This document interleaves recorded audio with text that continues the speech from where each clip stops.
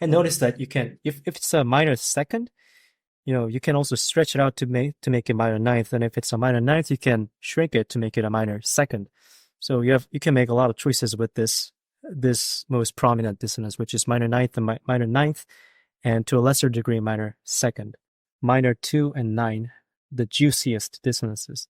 So like I said, the intervals in a functional context, these are some intervals you can use within each chord. So I just categorize into 3 for the sake of simplicity. We have major chords, minor chords, and dominant chords. In major chords, you can have top voices melody, and we have a major seventh in root.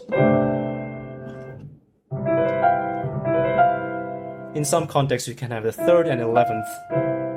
That's also quite juicy. Or sharp 11 and 5. This voicing is pretty cool because in sharp 11 and 5, I haven't written in this handout, but you can voice exchange the G and F sharp. So it becomes like...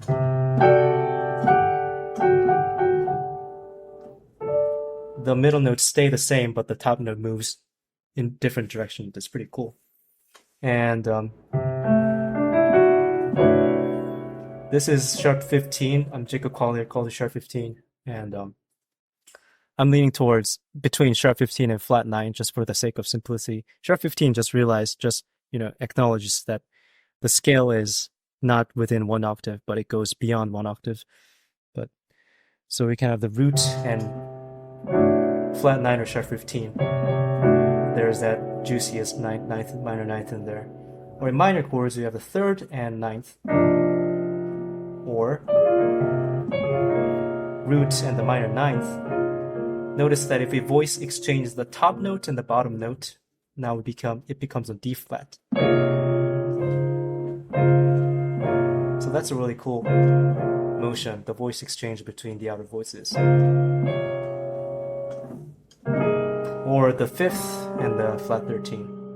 In dominant chords, usually you have minor ninth between the root, and flat 9 obviously is the most prominent minor ninth. But you can also have the third and fourth or 11th. This chord is really cool.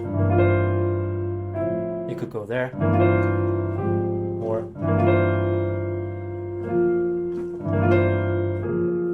it's kind of ambiguous as to where it wants to go. And the third example is it's like a stack of diminished sound in your right hand. So we have if we were to think of this as a C7, we have the third and the sharp ninth.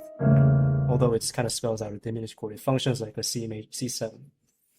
Or you have, in a nice suspended, C7 suspended kind of context, you can put it between 13 and 7. And notice that you can, if it's a minor second, you can also stretch it out to make it minor ninth. And if it's a minor ninth, you can shrink it to make it a minor second. So you can make a lot of choices with this most prominent dissonance, which is minor ninth and minor ninth, and to a lesser degree minor second. If you look at some of the miscellaneous chords here,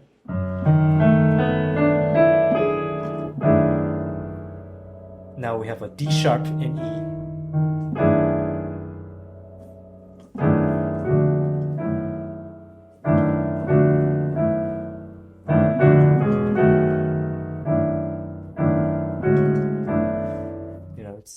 It doesn't really go anywhere, but it itself has a personality here.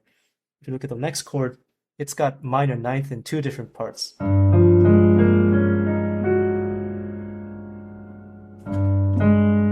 root and the A flat, and then the F and the G flat. I kind of hear it going to C major, or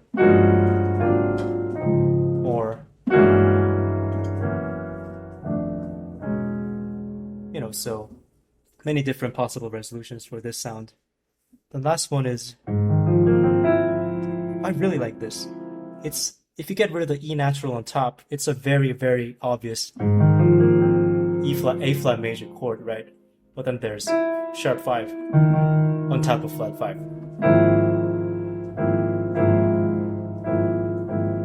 It's pretty haunting. You know, I like this chord. So just being familiar with, you know, the dissonances, knowing where to put them in your chord can help with the motion and just overall narrative of the chord progression.